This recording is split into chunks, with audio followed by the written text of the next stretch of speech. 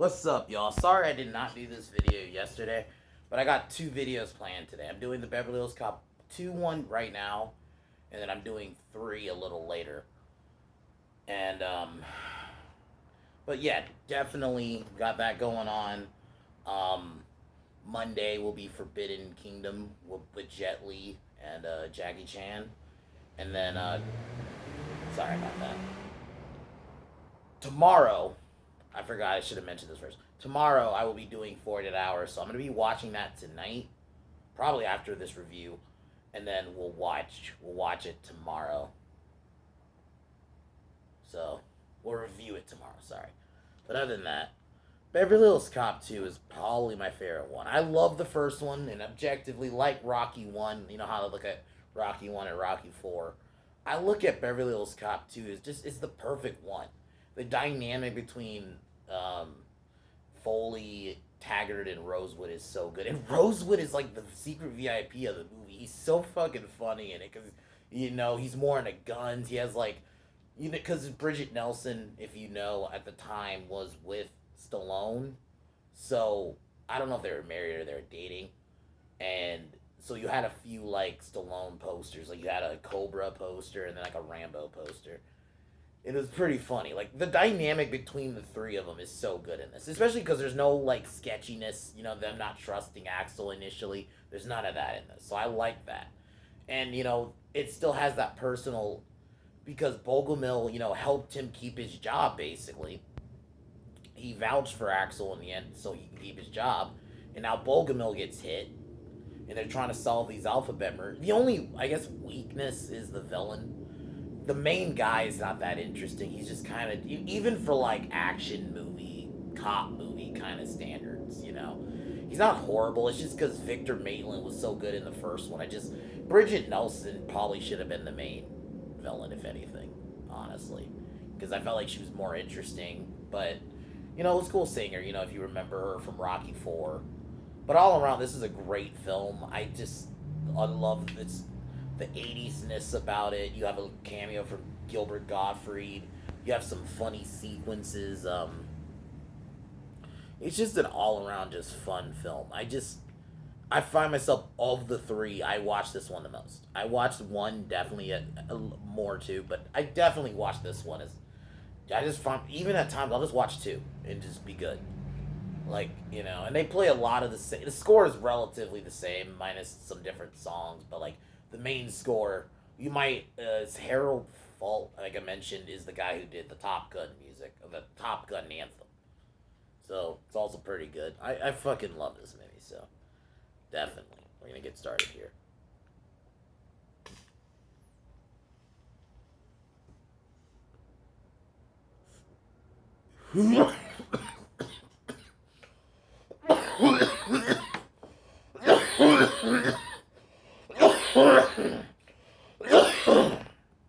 So, the movie opens up with one of the robberies. This is where we are introduced to Bridget Nelson's character. I'm trying to remember her name. They're trying to solve the alphabet robberies, and I'm trying to find her name. Carla. And then the other guy was Maxwell Dent. So they rob like this jewelry store and then leave like an A. So that's how the film opens. Then we get the opening with Axel Foley in his new car. We get to see he's asking for a thing of cards from because he's trying to get stop these guys who are selling phony cards and stuff. So he's playing that's one thing about he definitely does this one a lot more in this, but I love those moments where he's just playing a character. It's fucking hilarious, man. It's just Eddie Murphy, like I'm gonna keep mentioning, he was so fucking great in this time period. So it's just awesome. Fucking love him in this. So we get that. Then Bogomil is trying to solve the alphabet crimes, but it turns out Rosewood called the FBI, and this is where we're introduced to Chief Lutz, the dick, the asshole chief. He's a pretty hateable character, so I think if they were going for that, they did that very well. Because, yeah, he's definitely a hateable character. So he suspends Bogomil, then Bogomil leaves, gets in his car. he meets with Carla, who's in disguise. She's playing like her car broke down. He tries to help her. Then yeah, he gets shot, and then she shoots him, and then that's it.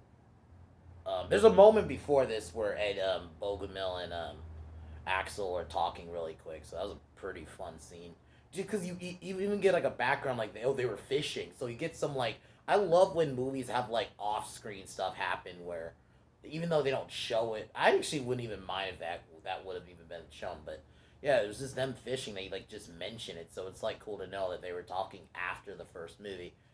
So, but yeah, so Bogomil gets shot. Axel sees it on the news, calls the hospital, talks to Rosewood, but then the guy comes. We also see the guy who, if you saw him in the first movie, try to buy the truck. Axel is playing like he's not gonna sell it to him because he's a fucking cop. It was a funny little interaction there, and then he leaves. Then he asks Jeff, played by Paul Reiser, who it's cool to see him again. He's definitely a lot more. He's in this movie a lot more comparatively to the first. So he asks Jeff to pose as him driving his car. Then asks Todd, for more money, and Todd basically it's kind of like the same.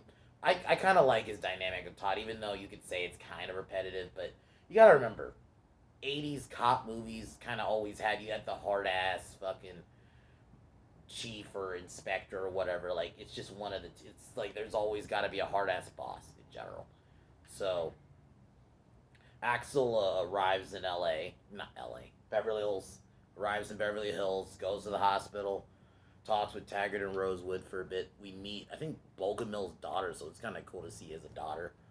And then we get this cool little montage. I love them, especially like I loved in the first one. They play this like super '80s song, and he's like driving. You see like these hot, '80s chicks, just '80s out. That's why when I get to the third one, I guess I'll do a side moment really quick. Beverly Hills Cop 3, one of the weaker things about it is honestly, it's not set in the '80s. That '80s aesthetic is what made to me those first two movies. Like especially in this one, the scene where like you got this super '80s song playing. He has the glasses on. He's driving. Like it's such a perfect scene. So he arrives. He basically steals a house. I fucking love that whole scene. Then I think after that, he talks with Rosewood and Taggart at the police station. Plays like he's this like fucking uh like psychic with like an accent because it's just awesome because gotta be honest, they always do, and especially probably I wouldn't be surprised if in most Eddie movies they put down you gotta play like you gotta always do voices. So he did that in this, and then um, Axel asks basically Rosewood and Taggart to help him because he wants to solve Bogomil's murder. So they go to the gun range. We get a funny little scene there because he has a bullet from one of the robberies. And then, well, this is where we meet Maxwell Dent, and he's just kind of there to me. He's like the background villains. If anything, they make it seem more like Carla's the main one because she's always the one doing the robberies. And I get it. He's like the head, so the head isn't gonna be doing stuff. But it just maybe he needed to have a bit more assertiveness because to me, the accent was cool, because you gotta always have a bad guy with an accent. But he just didn't do it for me. Like, even though Victor wasn't the most exciting bad guy in the world either, like he was okay. Like he would definitely be weaker compared to a lot of other bad guys, even in these type of movies. But I don't know. I just didn't think Maxwell didn't really do it for me. So yes, Kane to kill Axel. So Axel pretty much knows it's them. Bogomil and not Bogomil, Rosewood and Taggart arrive at Axel's house he stole, and they have a funny little gag where Taggart is like, "You stole this house," and he's like admonishing him, and then he falls in the pool. Then they go to the club, 385 North. So we get it. It's kind of cool. I love these little scenes where they just go to a club, and you got like the super '80s music. And obviously it's cool to see some little bit of boobies, but it's not just it. It's cool like hearing '80s music. Just So and they play like to get in. Axel at basically said that Taggart is fucking Gerald Ford, which is pretty funny. So they leave because I think Axel's trying to get information on they find the owner God, what is the guy's name? Nikos Thermopoulos, who owns the shop. But it turns out he's an arms dealer. Then Axel and Foley and not Axel and Taggart and Rosewood get shot at. A car crash happens. Lutz, obviously starts yelling. I kind of like his character, even though he's supposed to be like an asshole character. I think he's pretty funny. His little, scenes with Axel are pretty great. They go to Rosewood's house, and this scene is hilarious because he has like all these flowers. He has a turtle. Then he has like a bunch of fucking guns. He has like a Rambo poster. Has a Cobra poster, and then you gotta always get these moments like Rosewood, we need to talk. I fucking love those moments. And just the dynamic between the three. And even the scene where they're like humming the dating game theme is pretty great. Jeff, Axel calls Jeff to basically tells him you gotta pose as Todd because he's gonna get a call from Lutz a little bit later. So then I think what Jeff does is he plays like he's some guy offering Todd a job so he can go to his office and make the call. And then that happens, and then I think after that, oh, there's a scene where fucking Taggart, Rosewood, and Axel break into they break into the police station because they're trying to get because they got a fingerprint, so they need to get information on the prints, and then they go to the break into the gun thing, and it was pretty funny there because Axel uses his knife and it breaks, and then fucking Rosewood pulls out like this Rambo knife. It's fucking great. This is an all around funny movie, man. That's why I also love it a bit more. I love the first one, but I think this one definitely leans a bit more comedy ish. But it's not. It's still not over the top comedy though. It's still not like that over the top level. So now the next morning they go to the police station and get some more information. While this happens, they find information that the next place that's going to get robbed is the city deposit. So it gets robbed while Foley and Rosewood. Um, it was pretty hilarious because you get another scene where fucking Rosewood pulls out like a big ass like 6 shooter. Even Axe was like, okay, we gotta talk, and then he steals. So they shoot the alarm. The bad guys start a chase. We get a chase scene where fucking Rosewood steals a a cement truck, and sorry if you're hearing that music. That's the other side. Anyway.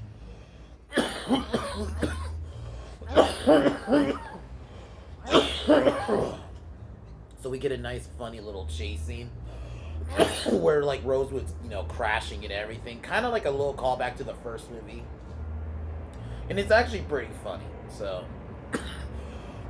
they find the stolen armored truck, but it turns out they ditched it. So then we get this really funny scene at because they go to turns out the bad guys are at the Playboy Mansion. We get a little cameo from a young Chris Rock, which is pretty cool. And I like Chris Rock, especially in the '90s Chris Rock, but it was cool to see a little cameo from him. So they go to the Playboy Mansion.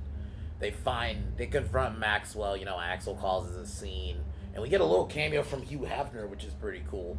And then he kicks him out, and then the next morning they go to meet Sidney Bernstein, which is Gilbert Gottfried. I fucking love Gilbert Gottfried. I know some people find his voice can get annoying after a while, but especially because in this movie he's like a small dose character. His little scene with Axel where Axel's playing like he's gonna arrest him, and because it turns out the car that I think because it had like unpaid tickets was his wife's car. He's like, bitch. It's fucking funny.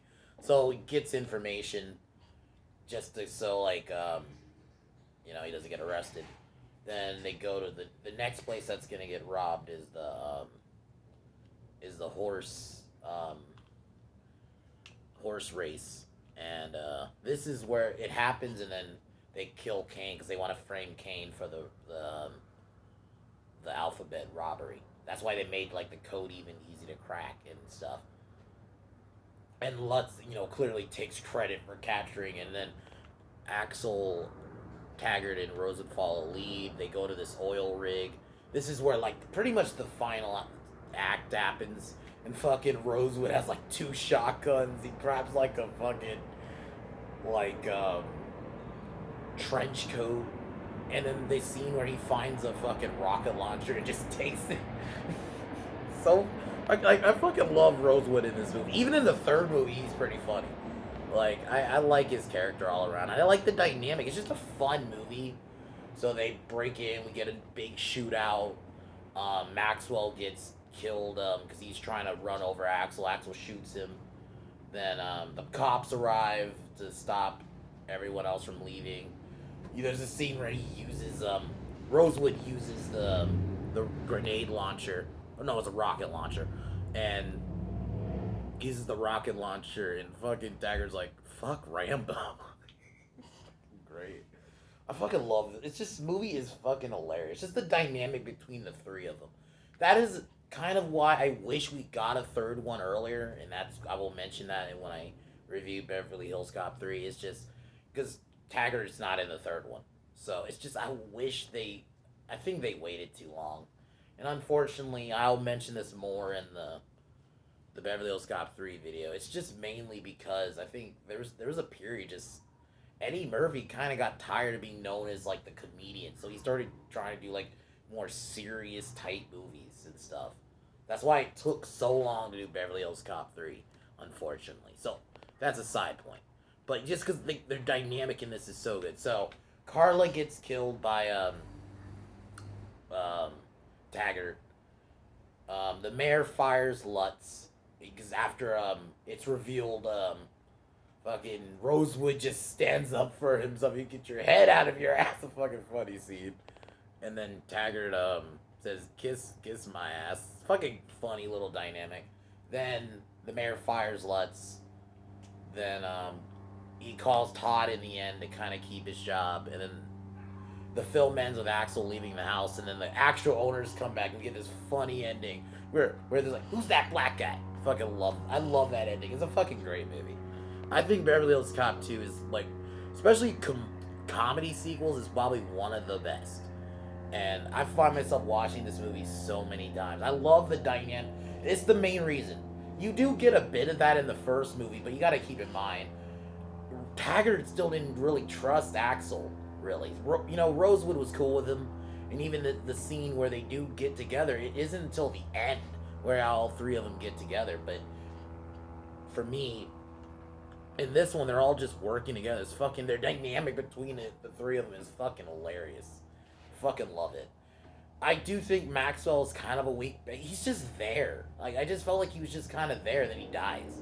I think Carla had a more imposing. Like, I just felt like Maxwell was just a dude with an accent. He didn't really give off like main villain vibe.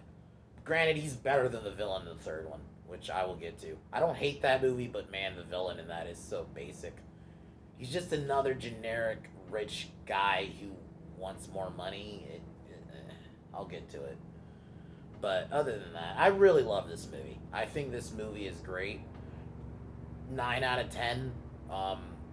Probably, I think a 9 just because the villain could have been better. But I really do love the soundtrack. That is why, like I'm going to mention again, why I hated they took so long to do 3. Because Taggart I would have liked having the three of them together again. They were so fucking funny together, and just they took so long that it was cool having Rosewood, and I did like the other guy who I think I've seen him in other stuff. I liked him too. So 3 wasn't a complete shit show, and I will review that later. But it's just, and also like I said, 3 is missing that 80s aspect, which I really like, especially in this one. It's just so good.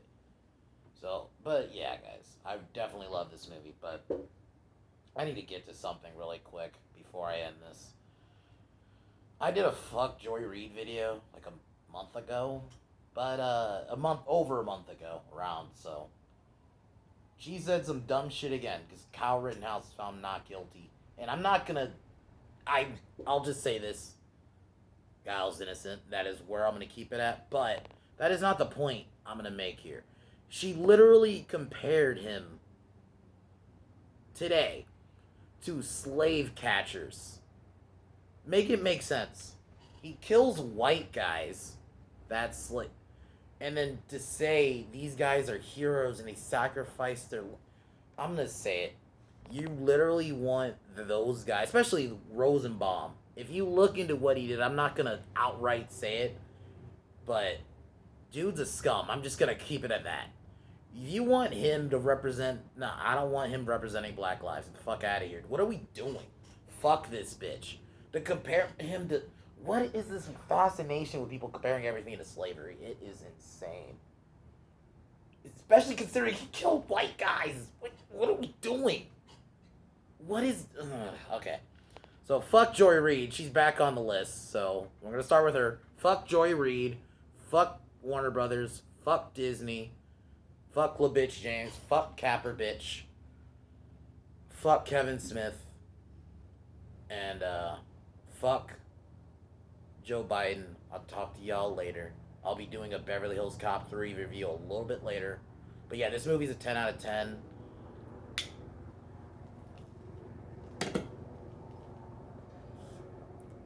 Go watch it. Peace.